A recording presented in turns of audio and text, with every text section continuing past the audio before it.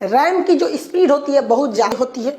ये थोड़ा सा महंगा आता है, लेकिन समस्या क्या है कि भैया ये वोलाटाइल होता है। वोलाटाइल का मतलब इसकी याददाश्त हमेशा के लिए नहीं रहती है। जब तक बिजली है तब तक इसको याद है, बिजली कटा याददाश्त खत्म। जैसे हम अपने कंप्यूटर में खोल लिए हैं क्या चीज़, मान के चलिए कि हमने यहाँ कैलकुलेटर खोला है और इसमें कुछ हिसाब किताब जोड़ के लाए हैं 66,924 ये जोड़ के लाए हैं। अचानक लाइट कट गया, कंप्यूटर बंद हो गया। जा अब जब खोलेंगे ना कंप्यूटर वाला, तो ये जो हमारा रैम है RAM रैम, ये बोका है ससुरा, भुला गया रहेगा। अब जब खोलेंगे ना तो सब गायब, ये वापस लौटा दिया होगा हार्ड ड्राइव को, ले लो ससुरा पता नहीं कहाँ लाइटें कट गया। तो लाइट नहीं रहेगा तो ये काम नहीं करेगा। जैसे मान के चलिए हम फोटोशॉप कोई सॉफ्टवेयर खोले, तो वो सॉफ्टवेयर कहाँ था, हार्ड ड्राइव में। जब हम उसमें बत्तख बना रहे थे तो उठ के कहाँ आया था, रैम में। तो हम इसको खूब अच्छा बत्तख बनाए, ये बकुला बत्तख खूब बनाए, खूब रंगे होंगे खूब बढ़िया से, इसका ठोड़ वगैरह रंग दिए, और तब तो लाइटें कट गया। लाइट कटेगा ना तो बत्तख भाग जाएगा। बत्तख कहाँ भागेगा, रैम से उसके हार्ड ड्राइव में चल जाएगा। अब दोबारा कंप्यूटर खोलेंगे ना तो कहेंगे जा गई भैंसिया पानी में, ससुरा सब चल गया, यहाँ पे नहीं आएगा अब यहाँ पे। इसलिए इसे कहते हैं वोलाटाइल, भाग जाता है यहाँ पे, वोलाटाइल भाग जाता है। अब लड़का के कंफ्यूजन, एग्जाम में जब क्वेश्चन पूछता है ना कि रोम और रैम में वोलाटाइल कौन होता है, तो बेचारा कंफ्यूजन में हो जाता है। तो ध्यान से समझिए, ROM और RAM रैम, इसमें से तो पहला और तीसरा अक्षर दोनों में कॉमन है, अंतर बस बीच वाले का है। तो आप अगर ध्यान से देखिएगा तो एक को उल्टा करिएगा तो ये लगभग भी बन जाता है, लेकिन ओ को उल्टा करिएगा तो कभी भी नहीं बनेगा। भी से याद रखिएगा वोलाटाइल, क्या याद रखेंगे, वोलाटाइल। तो एग्जाम में क्वेश्चन आएगा कि वोलाटाइल यानी परिवर्तनशील कौन होता है, तो आप देखिएगा इसे आप भी बना सकते हैं, क्योंकि R तो दोनों में है, M दोनों में है, तो इससे आपका कोई ट्रिक नहीं निकलेगा। ट्रिक इसी से निकल सकता है कि ये O कभी भी यानी वोलाटाइल नहीं बन पाएगा, लेकिन एक को जब उल्टा करेंगे तो ये भी की तरह दिखने लगता है। भी से क्या हो जाएगा, वोलाटाइल। कोई भी ऑपरेशनल काम इसमें होता है रैम में ही होता है। अब अगर मान के चलिए कि हम कोई मूवी देख रहे हैं किसी प्लेयर में, VLC प्लेयर में कोई मूवी देख रहे हैं, अचानक कटेगा ना तो ये मूवी खत्म हो जाएगी।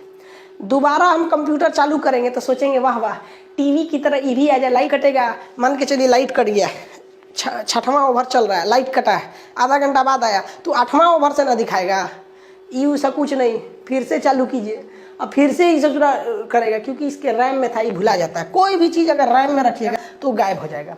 जैसे हम मान के चलिए प्रीमियर प्रो में आपको जो वीडियो बनाते हैं उसको एडिट करते हैं, एडिट करते करते पूरा एडिट कर दिए, यहाँ तक पहुँच गए थे एडिट करते हुए, अचानक लाइट कट गया, मेरा सारा मेहनत बर्बाद हो जाएगा, मेरा सारा का सारा मेहनत बर्बाद हो जाएगा।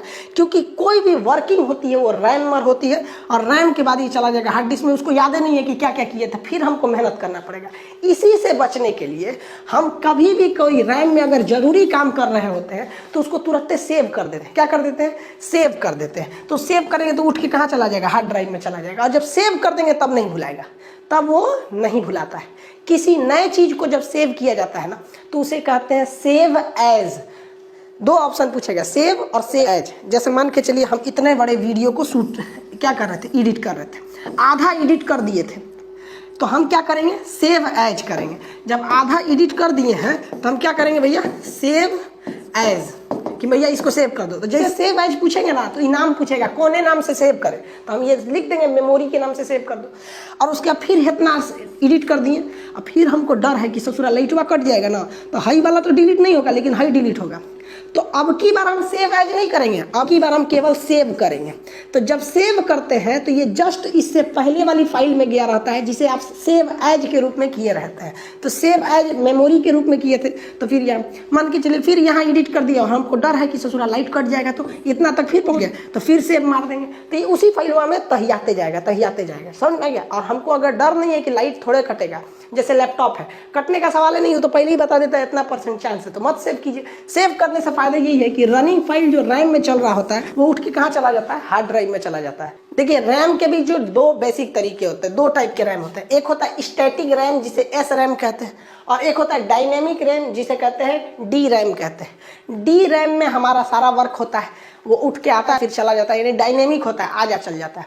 लेकिन कुछ ऐसे चीज़ें होते हैं जो हम स्टैटिक रैम में रख देते हैं, SRAM में, वो हमारे हिसाब से डिलीट हो सकता है, हमारे हिसाब से बढ़ घट सकता है, लेकिन जब तक हम चेंज नहीं करेंगे ना वो अपने हिसाब से चलता रहेगा, चलता रहेगा।